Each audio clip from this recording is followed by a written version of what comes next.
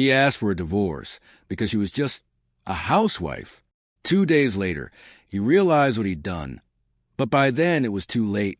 Anna sat at the kitchen table, flipping through a cooking magazine, her eyes lighting up with every turn of the page. She scribbled enthusiastic notes in the margins, captivated by a new recipe for a rich, creamy mushroom casserole. Maybe I'll try wild mushrooms this time instead of the usual button ones, she mused, imagining the look on her husband's face when he tasted the deeper, earthier flavor. Cooking wasn't just a chore for Anna. It was her passion, her sanctuary. She could lose herself for hours in the art of mixing ingredients, balancing spices, testing flavors until they sang. Lately, she had begun daydreaming about writing her own cookbook, one filled with her original recipes, each one a reflection of her heart. So lost in her thoughts, she didn't notice the front door creak open. It wasn't until the sound of heavy footsteps echoed through the hallway that she snapped back to reality. "Mark, you're home," she called out cheerfully, stepping into the hallway with the magazine still in hand. "I found this incredible recipe. It blends Italian and American styles. I think it'll blow your mind." Mark brushed past her without so much as a glance. A cloud of expensive cologne followed him, along with something else. A faint trace of unfamiliar perfume lingered in the air, sweet and sharp. Anna's excitement instantly dimmed as a chill crept down her spine. "Dinner's ready," she said softly. "I made your favorite." "Enough," Mark snapped, his tone like a slap. "I'm sick of hearing about your cooking. That's all you ever talk about. I don't care. I'm exhausted." He stormed into the living room, flung open his briefcase, and tossed a thick stack of papers onto the coffee table. Some of the sheets scattered onto the floor. What is this?" Anna asked, her voice shaking as she bent down to gather them. "Divorce papers," he said coldly. "Sign them. I don't want drama." The room spun. Anna clutched the back of a chair to keep from collapsing. "Divorce? What are you talking about?" she stammered. "We're fine. We just celebrated your promotion. You stood up in front of everyone and told them how proud you were of me." "You were great," Mark barked, tugging off his tailored jacket. "Maybe when I was some mid-level nobody. But I'm deputy director now.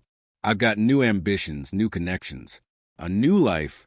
And you," he scoffed, "you don't belong in it." His words sliced through her. "I'm ashamed to even call you my wife. It's embarrassing. Just look at you," he sneered. "A housewife obsessed with cookbooks. A nobody. You're not in my league." Tears blurred Anna's vision. "But I had plans," she whispered. "I was going to write a cookbook.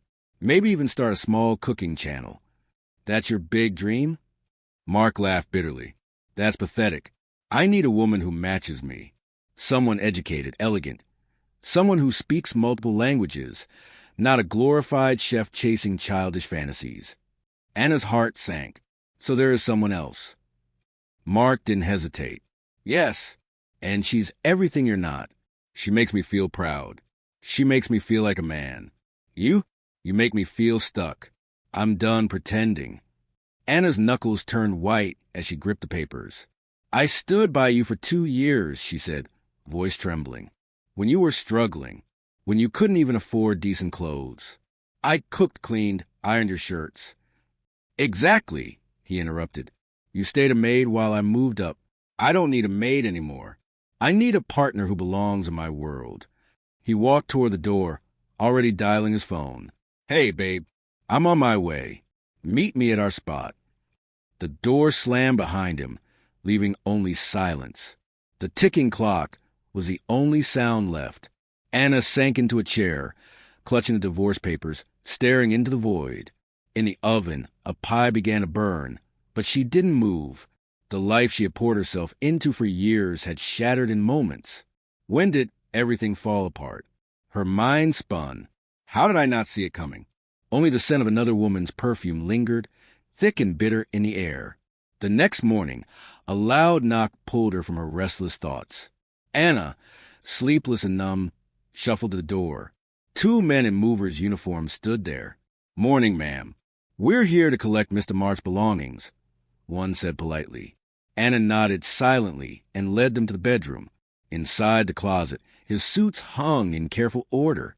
She brushed her hand along the sleeve of a gray jacket, one she had chosen for their anniversary. Her throat tightened. "Everything's here," she said softly. "Please, just be gentle with the gray one. It used to be his favorite." As the men got to work, Anna picked up the phone and called her closest friend. "Emily, are you at work?" "Yeah. What's going on?" Emily asked, instantly picking up the strain in her voice. "Mark handed me divorce papers last night," Anna whispered, barely able to say the words aloud. A pause. A heavy silence. "Oh, Anna, I'm so sorry," Emily said quietly. "Honestly, I feared this might happen." "What do you mean?" Anna asked, her heart sinking. "Sit down." Emily sighed. "This might take a while." She continued. "Ever since Mark got that promotion, he changed. He's been snappy, arrogant, especially toward women at work." Then Laura Bennett showed up. She's a new head of HR. Young, rich background, super ambitious. It didn't take long before she had him under her spell. Anna's hands trembled. "Everyone knew, didn't they?" she whispered. "I wanted to tell you," Emily confessed. "But I kept hoping it was just a phase. It got worse. Flirty looks in meetings, private lunches, staying late together. Last week, Laura was flashing a diamond ring and say it was from someone special. A sudden crash. One of the movers dropped a box, snapped Anna out of the call. "I'll talk to you later," she said quickly and hung up. The next hour passed like a fog. The movers packed Mark's things, and one by one his presence vanished from the apartment. Anna quietly closed drawers, gathered stray ties, and found an old photo tucked in a jacket pocket. It was of them, smiling, arms wrapped around each other, young and in love. She stared at it, then tore it to pieces. Her phone rang again. It was Emily. "Anna, are you okay? I can't stop thinking about you." "I don't know," Anna admitted. "But you know what? I almost want to thank Laura." "What? Why?" "Because now I see Mark for who he really is," she said, her voice growing firm. "My almost ex-husband." "What will you do now?" Emily asked gently. "I'm not sure," Anna said, "but I won't sit around crying. I gave him 2 years of my life. Now it's time I live for myself." "That's the spirit." Emily cheered. "But don't sign those papers just yet. Let him sweat." "No," Anna said calmly. "I will sign them. I won't cling to a man who tossed me aside. But that doesn't mean I'll forget. And it sure as hell doesn't mean I'll forgive. He'll regret every tear I cried," Anna murmured as she ended the call. She moved slowly to the window.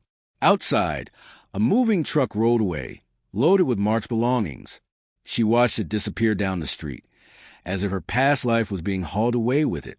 What lay ahead was uncertain, but for the first time in a long while, she wasn't afraid. Anna picked up her phone and made a call. "Hello, I'd like to book a corporate event," she said calmly. "The largest banquet hall you have for next Friday. I'm expecting about 200 guests. I'll also need to arrange for a special program that evening." That Friday night, the Grand View Hotel sparkled under the glow of golden lights. Luxury cars lined the entrance, and sharply dressed executives streamed into the building for the company's annual gala. Mark stepped out of a sleek black car, offering his hand to Laura, who emerged in a form-fitting red gown that turned heads. In just weeks, his life had shifted dramatically. The divorce had gone off without a hitch. Anna hadn't argued. She'd simply signed the papers. Now he was free, standing next to a woman who, in his mind, matched his elevated status. "Everyone's staring," Laura purred, adjusting the knot of his designer tie. "Can you blame them? We're practically the perfect power couple. Honestly, I'm jealous of myself." The banquet hall buzzed with energy. Soft music from a live band filled the air. Waiters circulated with trays of champagne, and laughter echoed across the room. Mark and Laura took their seats at the central table, reserved for senior leadership. Laura leaned closer. "Guess what?" she whispered. "There's a rumor the company's owner is actually attending tonight. No one's ever seen her before. Total mystery." Mark chuckled. "Let me guess. Some elderly heiress who inherited everything. Probably another clueless figurehead."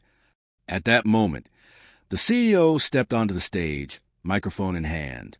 "Ladies and gentlemen, tonight is a rare occasion," he announced, his voice echoing through the room. "For the first time, the owner of our company is here in person. Please welcome Ms. Anna Marie Collins." Mark's champagne caught in his throat. He coughed, eyes wide with disbelief. Anna walked gracefully onto the stage. The room fell silent. She was radiant in an elegant black dress that hugged her figure in all the right places. Her posture was confident, her presence magnetic. The quiet homemaker he once dismissed had vanished. In her place stood a woman of poise, control, and unmistakable power. "Good evening, colleagues," Anna began, her voice calm but commanding. "It's a pleasure to finally meet you face to face.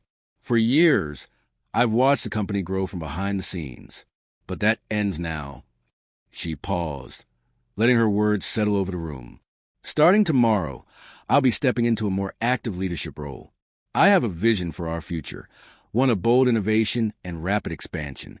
Together, we'll take this company further than ever before. But tonight, let's celebrate." Applause erupted, echoing like thunder.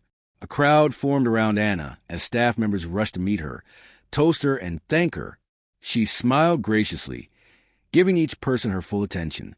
Mark shoved through the throng, desperate. "Anna, wait, please, I need to talk to you," he called out, reaching toward her. But she had already moved on, swallowed by the crowd and conversation. Back at their table, Laura sat frozen. She twisted her napkin nervously, her eyes locked on Mark. "You knew?" she hissed. He shook his head in shock. "I had no idea. Do you really think I would have left her if I had?" Laura stood abruptly. "You're a fool," she snapped. "An absolute fool." Grabbing her purse, she stormed off. "Don't come near me again.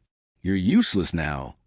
Mark was left alone at the table, stunned and hollow, as his ex-wife basked in admiration. The applause, the murmurs, the spotlight, it all belonged to her. One thought pounded through his mind. What have I done? At exactly 9 a.m. the following morning, Mark received a summons to the executive office. The atmosphere was cold as he stepped inside. The CEO didn't glance up from his desk. "Take a seat, Mr. Evans," he said curtly. "This won't take long." Mark sat, fidgeting with his tie. "Effective immediately," the CEO continued. "Your employment is terminated. Your performance and conduct no longer align with our company's evolving standards." "What? You're firing me?" Mark stammered. "But I was just promoted." The CEO slid a document across the desk. "Here's the formal termination. Sign it. Security will escort you out." An hour later, Mark stood in front of Anna's apartment, once their home. He'd rehearsed a dozen speeches, but now, faced with the door, his thoughts scrambled. After a long pause, the door opened. Anna stood there, dressed in a tailored pantsuit that spoke of authority. Her hair was perfectly styled, her expression unreadable. "What do you want?" she asked, her voice cool. "Anna, please." Mark stepped inside before she could refuse. "I was blind. I see everything now. I made a terrible mistake. Can we start again?" "Stop," Anna said sharply. "I've lost all patience for weak men who grovel, especially those who trample over others, especially women." He reached for her arm, frustrated. "Where did all of this come from?" "The company.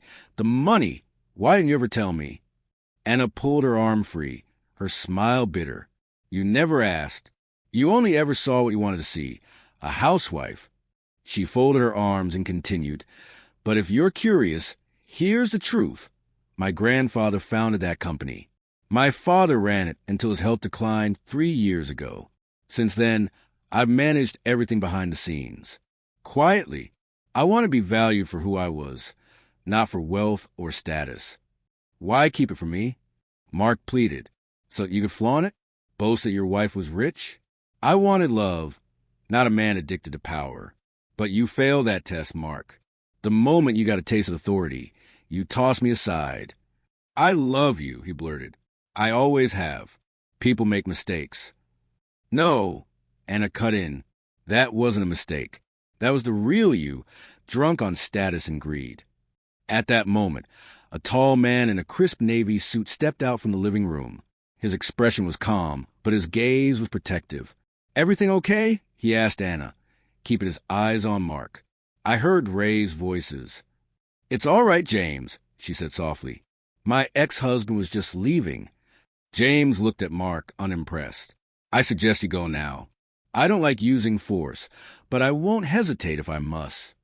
Mark's face drained of color. Wordless, he turned and walked out. The door shut firmly behind him.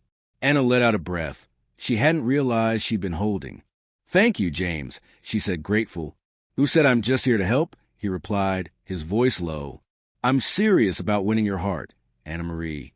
She raised an eyebrow, a hint of a smile playing on her lips. "Is that so?" she said playfully. "And how exactly do you plan to do that?" "For starters, I'd like to take you to lunch," he said sincerely. No pretense, just honesty and respect. Anna glanced at her watch. "I've got a major meeting in an hour to finalize our company overhaul." "Then maybe dinner?" he offered, without pressure. "I'll wait as long as it takes." There was no flattery in his tone, only quiet confidence. A man who saw her clearly and wasn't intimidated by her success. Anna smiled. Her life had taken a sharp turn, but this time it felt right. She thought about the cookbook she'd once dreamed of creating. Maybe now was the perfect time to start. Not just a collection of recipes, but a new beginning. She had spent too long building someone else's world. Now, she would build her own. Each step forward felt stronger, fueled not just by the pain Mark left behind, but by the power she'd found within herself. The company was hers. Her future was wide open. And this wasn't the end.